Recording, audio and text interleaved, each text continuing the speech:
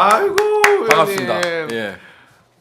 오늘 좀 어떻게 일정이 어떠셨습니까? 뭐 그냥 본회의 있었고 본회의. 명태균 특검법 특검법. 이제 통과시키고 네. 그다음에 이제 라디오 방송 있어서 다녀오고요. 예. 뭐 그랬죠. 아 그럼 특검법은 저희가 조금 뒤에 좀 네, 여쭤보고. 네, 근데 네. 별명이 혹시 최근에 우리 부승찬 의원님 불리는 별명이 있습니까 최근에? 38선 아니에요? 아니 뭐 지지자분들이 붙여주는 별명 혹은 민주당 주변 동료 의원들이 붙여주는 별명 뭐 이런 게 있을 수도 있고. 제가 넘어가야 돼요. 아 부팔선 어떻습니까? 부팔선.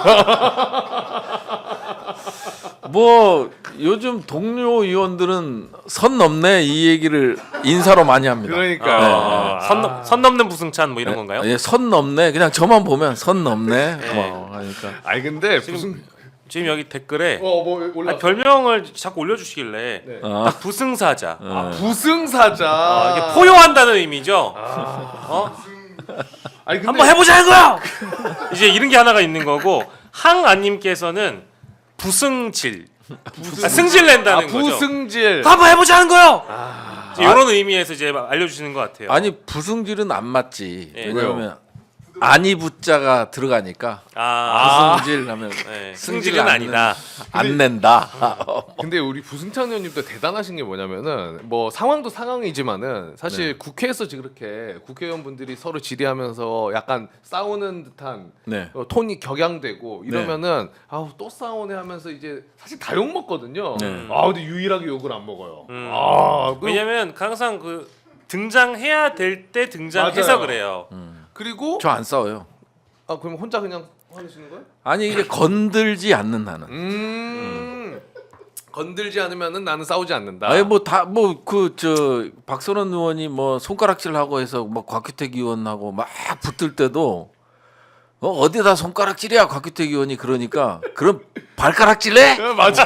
막 이렇게 하잖아요. 그럼 참전 안 해요 저는 그런데. 아니 근데 그 박선원 의원도 예. 이제 아무래도 답답하니까 화를 좀 많이 내시잖아요. 그렇죠. 그러니까 이제 누군가를 향한 화가 아니라 이제 스스로 굉장히 이게 말이 되냐라면서 분노를 표출하시는데 그러면서 케이블 타이로 막 더 갖고 와봐 했을 때 예. 그 뭐 많이 회자됐습니다. 네, 그렇죠, 그렇죠. 왜 웃음을 못 참으셨는지 저는 그 너무 궁금하더라고. 아니 아니 그거를 너무 정확히 가리시려면 차라리 이렇게 가리시던지 제대로 이렇게 보고 웃고 계시더라고. 아니 그게 뭐냐면 이게 그 행동하는 게 너무 웃긴 거예요. 그래서 참았어요. 그랬더니 막 일어나갖고 쫙쫙 거 그리고 벌떡 일어나서 더 가까워요, 더 갖고 와. 막 이러니까 너무 귀여운 거예요. 귀여우면서도 웃긴 거야. 그래서 그거 이거 못 참겠더라고.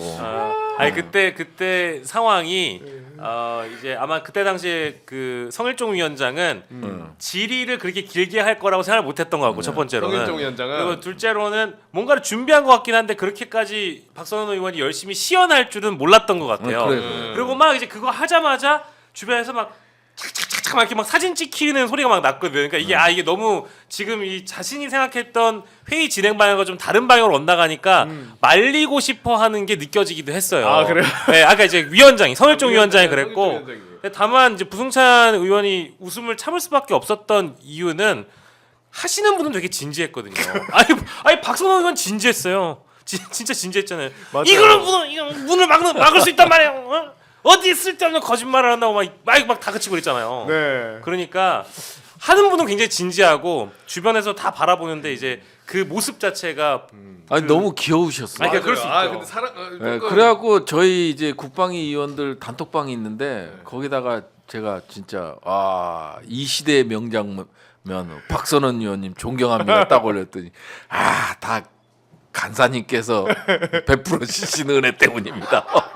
주거니 박거니 그랬었죠. 근데 근데 저는 사실 요즘에 22대 국회에서 새로운 좀 뭐랄까 경향을 봐야 된다고 할까? 초선분들이 사실 이렇게 주목 많이 받는 국회에는 드물렀던 초반에 것 이렇게 같은데. 좀 드물긴 한 것 같거든요. 네, 당연히 초선 의원들이 열심히 하시는 것도 사실인데 그렇죠. 이렇게까지 열심히 하시면 다른 분들 되게 긴장하실 것 같은데. 뭐 열심히 하려고 해서 하는 게 아니라 책임감이죠. 책임감이고 저는 원래 이제 처음 이제 그 국회에 왔을 때 목적이 윤석열을 탄핵시키는 거였습니다. 맞습니다. 그러다 보니까 이제 한 번도 방송에서 얘기했었는데 이 국회의원 배지를 안 달고 맞아요. 있잖아요. 그래서 탄핵 인용되면 그때 달겠다. 맞아, 그 스스로의 약속을 와.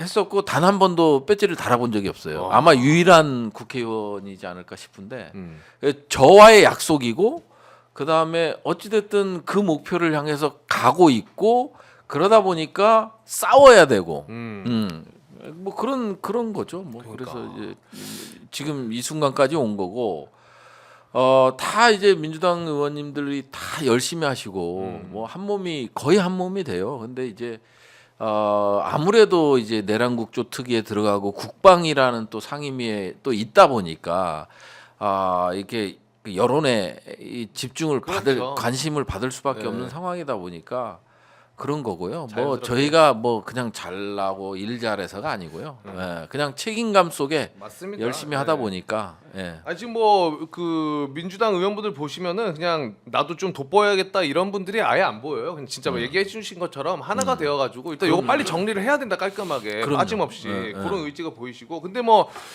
원래 이제 초선 의원분들은 배지가 없으면은 사실 잘 못 알아보는 경우가 사실 태반이죠. 많죠. 그렇죠, 근데 그렇죠. 부승찬은 좀 예외라고 봐도 되겠죠. 솔직하게 이거는 솔직하게 합시다. 많이 제가- 알아보시죠. 네. 제가 이제 천공 때부터 천공 사태부터 해서 대변인 끝나고 천공 사태부터 아스팔트에 많이 나갔잖아요. 예, 그러다 보니까 이제 거기서 이제 응원해 주시는 분들도 많고. 근데 그때는 정말 힘들었죠. 이 권력이라는 게 뭐 지금도 이제 뭐 진행되고는 있습니다만은 사건들이 그때 사건들이 그때는 진짜 권력이 무서울 때잖아요. 무서울 때고 뭐 그냥 9명이 이제 압수수색을 들어오고 뭐 온갖 수사기관에서 다 수사 조사 받고 뭐 그 어려운 때였다 보니까 국민들이 많이 응원을 해줬죠. 그래서 이제 그런 것들 때문에 우리 국민들이 많이 알아봐 주시는 거죠. 네. 예. 야, 근데 이제 뭐 조금 디테일한 내용들을 하나하나 좀 여쭤보고 이야기를 나눠보면 좋을 것 같은데 예. 어쨌든 윤석열은 최후 진술까지 했고 탄핵 선고만 기다리고 있는 상황인데 네. 좀 돌아가서 생각해 보자면은 예. 참 우리나라 이 민주주의 정권 중에 민주주의 이후에 네. 대통령이 예. 정말 생각해 보면 이 별들 장성들을 데리고 이렇게 막 안가에서 술을 먹고 하는 경험이 있었나라는 생각이 문득 들더라고요. 지금 뭐 여인형은 그 자리에서 뭐 나는 반대했다. 그럼 저 사람 그래도 반대했나? 이렇게 생각할 게 아니라는 거죠. 저는 너무 이게 사실 특별한 건 특이한 건 맞는 거잖아요. 그렇죠. 이 대통령 사실은 국방부 장관도 대통령하고 독대할 이게 시간적 여유도 그렇고 네. 제가 이제 대변인 할 때 우리 장관님이 계셨지만 제가 모셨던 장관님이 계셨지만 대통령하고 독대를 해본 일이 거의 없어요. 드문 일이죠. 그냥 특히나 사적인 자리에서 대통령하고 독대하는 일이 거의 없죠. 그리고 이제 군인이 특히나 이제 방첩사령관이 이제 노무현 대통령이 그러셨잖아요. 기무사에 직보를 안 받겠다. 뭐 이렇게 해서 아예 그 기무사령관 지금은 방첩사령관 네. 이걸 완전히 잘라냈잖아요. 네. 그러니까 그때부터 약간 문화가 대통령이 뭐 장성들하고 만나서 이런 거는 그 뭐 권위주의 국가 뭐 박정희 전두환 때 가끔 있었을까? 그렇죠. 그 이후에는 완전히 사라졌던 건데 그러다 보니까 이제 그 여인영 전 사령관이 방첩사령관이 완전 힘을 받은 거예요. 그러니까 그러다 보니까 이제 우리 야당 국회의원들 특히나 이제 민주당 국방위 의원들한테 함부로 하고 뭐 그런 것들이 이제 지금 돌이켜 보면 그러네. 다 이유가 있었던 거였어요. 그 여인형의 그 표정 막 이렇게 네, 턱 네. 들고 저뿐만 아니고요. 모든 의원들한테 그랬어요. 거의 국회의원을 졸로 봤죠. 네. 터치는 이유. 근데 지금 돌이켜 보면 이미 윤석열이랑 술도 먹고 그럼요. 얘기 나누고 네. 하니까 이제 의원은 뭐 좀 별거 아닌 것처럼 그자는 느꼈을 수 아니 있겠네요. 그 대통령이 총회를 하잖아요. 그다음에 이제 충안고 10년 후배고 하니까 얼마나 기억겠어요. 그리고 군인들 모이는 데만 여인형을 배석시키는 게 아니라 그냥 국무위원들 그렇죠. 뭐 이런 때도 다 불러서 배석을 시키잖아요. 그러니까 실세 중에 실세라고 생각을 했고 그러다 보니까 이제 김용현이 이제 노상원이라는 진짜 희대의 아기보살. 범죄자를 다시 만나면서 여인영을 견제하기도 하고 이제 권력이라는 게 그렇잖아요. 김용현 같은 입장에서 봤을 땐 경호처장이 됐고 그러다 보니까 내가 실세 중에 실세라고 생각을 했는데 차지철이라고 생각을 했는데 이게 여인영이라는 김재규가 있네. 그잖아요. 네. 그러니까 이게 이상하네. 모양새가 약간 그런 거죠. 질투? 권력에 대한 이 권력자의 이 사랑을 혼자 독차지해야 되는데 이게 여인형이 자꾸 뺏어가는 거예요. 네. 그러니까 이제 노상원하고 완전 밀접하게 가까워질 수밖에 없었던 거고 그런 것 같아요. 지금 돌이켜 보면. 이 내란 사태 진짜 아니 근데 요 청문회가 지금 예. 내란 국조특위 예. 이게 이제 25일로 해가지고 예, 마지막이라고 보면 네, 되나요? 이제 내일 이제 의결만 남았어요. 그러니까 내일 이제 의결. 고발 조치하는 거라든지 이런 거 의결만 남아서 예를 들어서 그냥 핵심 관계자들이 안 나왔잖아요. 대통령부터 그러니까요. 시작을 해서 김용현, 노상원이, 노상원, 문상호 이런 사람들 뭐 안 나왔기 때문에 불출석한 사람들에 대한 고발 조치. 그다음에 이제 위증과 관련된 고발 조치들이 좀 있을 거예요. 뭐 조태용이라든지 와서 이제 거짓말을 하고 간 사람들. 김현태라든지 김현태 어떻게 해야 됩니까 진짜 일단 뭐 위증으로 김현태? 고발을 해야죠. 위증으로 예. 근데 약간 회유된 것 같다라는 의혹이 드십니까? 회유 김현태? 완전히 됐죠. 완전히 지금 아마 성일종 위원장에서 윤석열이 복귀를 꿈꾸고 있는 유일한 군인일 거예요. 김현태가 근데 그게 그러면 아니 왜 그러냐면 네. 지금 보면 이게 우리는 그때는 명령에 의해서 어쩔 수 없었다 이런 생각을 했잖아요. 초창기에는 군인들 네. 안타깝고 이런 생각을 했는데 아마 계엄에 성공했으면 가장 이 성과를 많이 낼 군인이었잖아요. 김현태 유리창 깨고 그렇죠. 들어가고 불 끄고 전기 내리고 전기 이제 단전시키고 할 수 있는 거는 모든 걸 했잖아요. 또 뭐 저 본회의장 그 앞에까지 왔었고 네. 뭐 이런 것들을 봤을 땐 계엄에 성공했으면 최대 공적자가 되는 거죠. 네. 정말 근데 가장 배신감이 드는 인물 중에 한 사람일 거예요. 그러니까요. 김현태는 실제 작년 12월 9일로 제가 기억합니다만 눈물 제일 먼저 이제 기자회견 자청해가지고 눈물을 뚝뚝 흘리면서 그때 당시 했던 게 부대원들은 이용당한 피해자고 모든 책임은 나에게 있다 이렇게 얘기했던 사람이고 곽종훈 전 특수전사령관과 함께 이제 뭐 저기 박범계 의원도 만나고 민주당 의원들을 접촉하면서 실제 공익제보자가 되려고 했었던 그런 상황이 있었는데도 불구하고 향후에 바뀌는 이런 진술들을 보고 거짓말을 하는 걸 보면서 야 이거는 노선을 갈아타도 너무 잘못했다라고 생각을 했는데 알고 보니까 이번에 이제 국방위에서 나오는 이제 여러 이제 질의 과정 의원들끼리 하는 질의 과정 중에 일부 이제 국민의힘 쪽에서 회유 작업이 있지 않았겠느냐 이제 이런 의혹이 나오게 된 거죠. 그러니까 이제 뭐냐면 최초로 회유 작업을 의혹 제기를 한 거는 이제 박선원 의원이었죠. 그렇죠. 박선원 네. 의원이 이제 해외 파병 부대장 이거 남수단 쪽을 얘기했었고 이제 그거를 들었고